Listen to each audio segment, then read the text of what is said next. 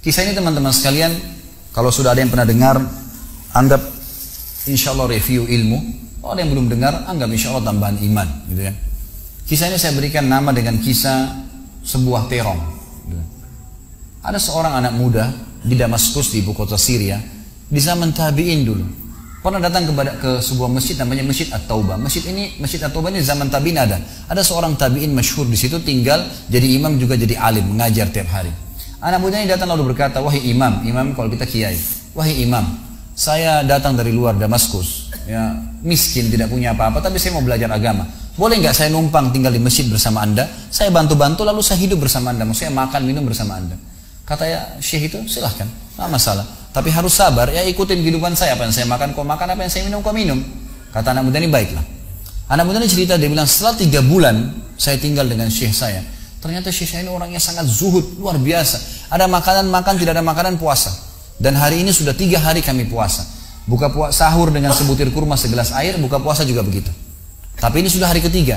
Syekh saya masih kuat, saya sudah tidak kuat lagi, dia bilang. Saking tidak kuatnya saya bungkukkan punggung saya, menekan perut saya supaya lapar saya hilang. Dalam keadaan begitu, syaitan datang menggacaukan pikiran saya sambil berkata, wahai anak muda, di benak saya terlintas, sekarang sudah halal buat kau mencuri makanan. Kalau kau tidak curi makanan, kau mau makan dari mana? Akan mati kelaparan. Minta sama gurumu nggak punya. Minta-minta sama orang, gurumu larang, minta-minta sama orang. Sekarang kau curi makanan sepotong roti, yang penting tidak mati kelaparan. Dia bilang dalam kondisi saya berkecamuk pikiran syaitan begitu, saya berpikir mencuri makanan di rumah di sebelah masjid. Zaman dulu teman-teman sekalian, dinding masjid tidak seperti kita sekarang ada tembok. Jadi zaman dulu itu tuh bisa dari tanah liat, atau kalau mau kuat, batang kurma ditebang atasnya, ditebang akarnya, ditancapin, lalu didempet-dempetin. Jadi dinding yang kuat. Dan rumah orang sama masjid berdempetan dindingnya. Dia naiklah dinding masjid, dari belakang masjid dia naik mau mencuri makanan. Di rumah yang pertama dia mau masuk mencuri di sebelah masjid, itu dia lihat ada 3 perempuan yang tidak tutup auratnya, lagi nunun kulit domba. Dia alihkan pandangannya karena dia tahu yang bukan mahramnya haram untuk melihatnya. Dan itu bukan tujuannya, dia ingin cari makanan. Dia pindah ke rumah kedua. Waktu dia pindah ke rumah kedua, dia lihat dari atas rumah karena pakai pelapa-pelapa kurma, jadi kelihatan nggak ada orang, tapi ada bau masakan. Karena laparnya dia turun ke dalam, dia masuk ke dapur, ditemukan ada panci yang lagi dipakai masak dengan kayu bakar. Di dalamnya ada, waktu dia buka, air yang sedang direbus 2 buah terong yang sudah matang. Karena lapar sekali, diambil sampai terong 1 lalu digigit. Sementara dia kunyah teman-teman sekalian, dia ceritakan nantinya, waktu saya sebentar kunyah dan sangat lapar, saya sudah buru-buru ingin menelannya, tapi tiba-tiba muncul ketakwaan saya pada Allah.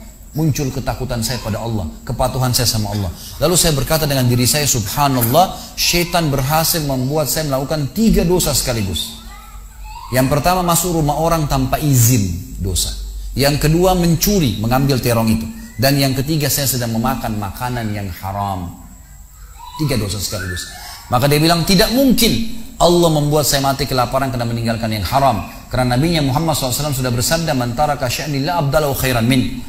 Siapa yang meninggalkan sesuatu karena Allah, Allah akan gantikan yang lebih baik darinya. Lalu saya lempar gumpalan makanan terong itu ke lantai dapur tersebut, lalu saya kembali ke masjid. Dan masih ada pengajian, saya tidak bisa tangkap apa yang sedang dibahas karena laparnya. Waktu bubar pengajian, dia bilang, guru saya duduk di kursinya, saya pun duduk di tiang salah satu yang masjid. Ada 1 orang tua di belakang masjid. Lalu masuklah seorang wanita dari pintu masjid bercadar, berbicara dengan guru saya sambil guru saya menundukkan pandangannya. Setelah itu guru saya mengangkat kepalanya lalu melihat ke arah saya dan memanggil, kesinilah muridku. Datanglah saya, kata anak muda ini. Lalu ditanya oleh guru saya, apa kau sudah menikah? Dijawab oleh muridnya, belum. Lalu ditanya 2 kali, apa kau ingin menikah? Dia tidak jawab. Apa kau ingin menikah? Tidak jawab. Sampai 3 kali, apa kau ingin menikah? Dia tidak jawab. Lalu kata anak muda ini, wahai imam, wahai syekh, ya guru saya setelah Allah subhanahu wa ta'ala, hidup saya bergantung pada anda. Apa yang anda makan, saya makan. Apa yang anda minum, saya minum. Sekarang sudah 3 hari kita punya makanan dan minuman, puasa. Dan saya sangat lapar. Kalau saya nikah, saya mau beri makan dari mana istri saya? Lalu kata syekhnya, ini perempuan di sebelah saya yang bercadar, baru selesai masa iddah meninggal suaminya, 4 bulan 10 hari. Dan dia ditinggalkan harta yang cukup, dia masih muda, dia takut fitnah. Dia ingin saya carikan jodoh, saya anggap kamu cocok, kamu mau? Dia bilang iya. Tanya perempuan, kamu mau? Dia bilang iya. Syekhnya keluarin kendi dari kamar, dikasihkan jadi mahar, panggil walinya perempuan, panggil 2 saksi, kalimat akad, selesai. Hitungan menit nih. Lalu kata syekhnya, pulanglah ke rumah istrimu. Saatnya sekarang kamu pulang, udah. Nanti kalau mau sholat, mau ibadah, silakan datang ke masjid. Sudah nggak perlu lagi numpang di masjid gitu. Pulanglah dia sama istrinya. Dia ceritain, dia malu, saya jalan sama istri saya masih malu-malu, baru nikah. Dan ini kan memang hitungan menit nih, ya. Dia baru tadi kelaparan, tiba-tiba sekarang sudah nikah gitu. Dia bilang saya jalan, Keluar dari masjid, lewat di rumah pertama yang dia tadi manjat mencuri, mau mencuri, dilewatin sama istrinya. Begitu masuk, tiba di depan pintu rumah kedua yang dia manjat, gitu kan? Istrinya berhenti, buka pintu rumah lalu berkata, masuklah suamiku, ini rumah kita. Rumah yang tadi dia mencuri nih. Maka dia pun bilang, saya masuk ke ruang tamu, saya melihat di atas, ini benar rumah tadi yang saya masuk mencuri. Istrinya bilang, wahai suamiku, tadi saya dengar Anda sudah 3 hari nggak makan, mau makan? Dia bilang iya. Istrinya masuk ke dapur, ditemukan apa? Panci terbuka, terong yang sudah digigit. Ini kisah nyata nih. Tiba-tiba perempuan ini bilang, siapa yang makan terong saya? Spontan, teriak gitu kan.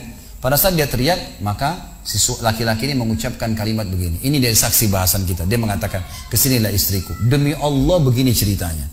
Kronologisnya saya manjat, saya turun, saya lapar, saya makan. Dan demi Allah sebelum saya telan, karena saya takut sama Allah, saya lempar ke dapur, ke lantai dapurmu dan belum kering tuh. Gitu kan. Maka perempuan ini mengucapkan kalimat, saya berharap semua muslimah di belakang sana juga punya iman seperti ini. Kata para ulama, ucapan wanita ini perlu diukir dengan ukiran emas, karena menandakan iman yang luar biasa. Kata dia, wahai suamiku, engkau meninggalkan segumpal makanan haram, Allah jadikan makanan itu, pancinya, rumahnya, pemilik rumahnya jadi milikmu sekarang. Allah bukan hanya hilangkan laparnya, makanannya dikasih, pancinya, rumahnya, pemilik rumahnya sekarang jadi milik dia. Orang yang bertakwa kepada Allah diberikan jalan keluar, teman-teman sekalian. Jadi bertakwalah sama Allah, hanya patuh dan tunduk kepadanya. Semua yang baik di mata Allah, semua yang buruk juga di mata Allah SWT. Dan jangan pedulikan urusan dunia ini, jalankan sesuai dengan apa yang Allah SWT inginkan. Allahu a'lam.